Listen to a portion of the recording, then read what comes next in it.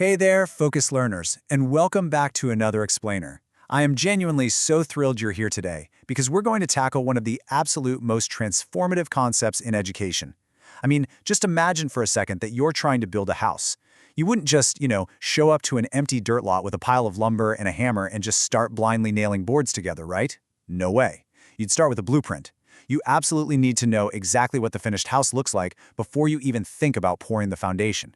Well, in education, our lesson plans, they're that blueprint. So today, we're exploring the really critical framework of standards-based planning and backward design, which literally provides the architectural foundation for every highly effective classroom out there. All right, let's dive right into this. Here's a quick look at our agenda, essentially acting as our own advanced organizer, so we begin with the end in mind. First, we'll look at the purpose of planning. Second, avoiding the twin sins. Third, standards as the foundation. Fourth, understanding by design. And finally, curriculum alignment in action. So, kicking things off with Section 1, the purpose of planning. We really need to establish the why before we can master the how. And that brings us to a pretty big question. Why does planning actually matter? I mean, for a lot of new, and honestly even veteran teachers, just staring at a blank lesson plan template can bring on a lot of anxiety. It feels super overwhelming. But here's the thing. Planning matters because it is literally the single most controllable factor we have for improving student learning outcomes. It's the core difference between just crossing your fingers and hoping students learn versus guaranteeing they have a clear roadmap to success. When we plan with purpose, we totally shift from just, delivering content to actively designing a learning experience. To really see how our understanding of all this evolves, think about the shift from basic foundational teaching to more advanced instruction. Back in those early foundational courses, you were probably focused on the basics, right? Writing simple lesson objectives, identifying your TEKs, and throwing in some basic checks for understanding. But as you move into advanced instructional decision-making, the whole game changes. You aren't just picking objectives anymore. You're mastering curriculum alignment, you're using backward design, and you're diving into data-driven planning. It is basically the shift from being a bricklayer to being the master architect. And that brings us right to this really crucial concept: anchor the big ideas. The absolute most essential big idea you can anchor in your own teaching philosophy is to always begin with the end in mind. Think back to our blueprint metaphor for a second. You have to clearly visualize the fully built, completed house before you go out and buy your materials. It's the exact same in teaching. You must clearly visualize exactly what the student will know and be able to do at the very end of the lesson before you ever start planning the fun activities. Moving right along to Section 2, avoiding the twin sins. Now, what's really interesting about this slide is what happens when we don't begin with the end in mind. Educators almost inevitably fall into one of two extremes, what we call the twin sins of design. The first one is activity-oriented teaching. This is when a teacher plans these really fun, hands-on activities, like, say, building a giant, complex diorama, but there is absolutely no clear learning goal attached to it. The kids are having a blast, sure, but they aren't actually learning the required concept. The second sin is coverage without understanding. This is the teacher who just says, okay, everyone, we must march through Chapter 4 by Friday.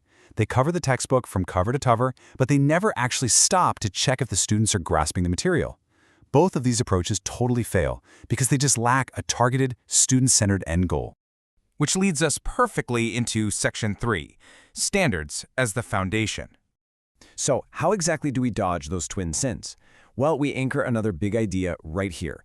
Planning starts with standards. It does not start with that super cool activity you found on Pinterest or TikTok, and it definitely doesn't start with just turning to the next chapter in the book.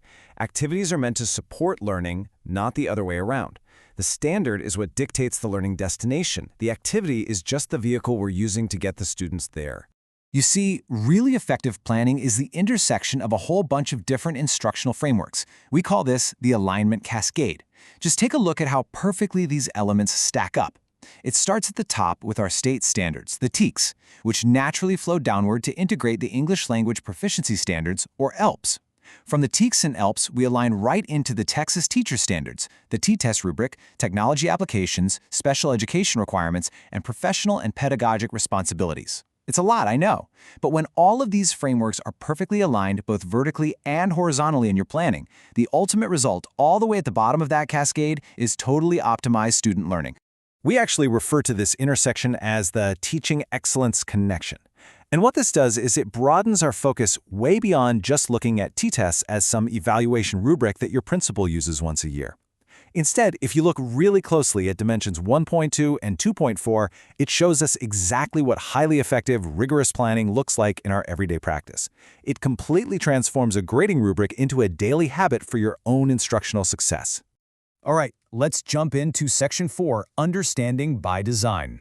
Let's see how this all builds.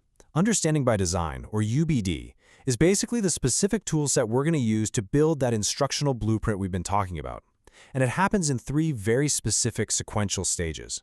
Stage 1 is identifying the desired results, like what do the standards actually say students need to know? Stage 2 is determining assessment evidence, meaning how will we know if they've actually learned it? And then finally, Stage 3 is planning the learning experiences. What specific activities will get them to that goal? Notice something really important there. The activities, the things we physically do in class, are the very last thing we plan.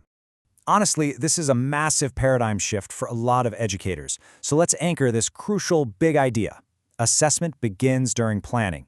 You absolutely must plan for your assessment evidence, that's Stage 2, long before you start picking out your daily activities in Stage 3. Because think about it, if you don't know how you're going to measure success, how could you possibly design an activity to achieve it? You have to build the finish line before you can design the race course. And that brings us to our final section, Section 5, Curriculum Alignment in Action.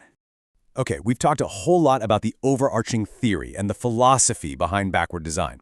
Now let's bring it down to ground level, right into the practical, everyday instructional decision-making that you're going to be doing in your own classroom. When you synthesize all 3 stages of understanding by design, you create what we call a TEKS alignment map. This map basically ensures that every single element of your lesson is constantly talking to the other elements. Your learning target is pulled directly from the TEKS. Your assessment directly measures that very specific learning target, and your lesson activity provides direct, hands-on practice for that assessment.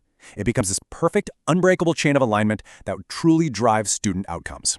To really see why this is so absolutely vital, let's look at a super realistic classroom scenario. Just imagine a teacher finds a really engaging, incredibly fun, hands-on activity on the internet. They spend literally hours prepping all the materials for it. Then, right before they have to submit their lesson plans to their admin, they start flipping through their state standards document, basically just trying to find a standard that sort of kinda matches what the activity is already doing. All right, I want you to put your instructional decision-maker hat on for a second here. Based on everything we've just covered, is this aligned or does it need some revision? Well, if you said it needs revision, you hit the nail right on the head. This scenario is a textbook classic example of falling into the twin sin of activity-oriented teaching.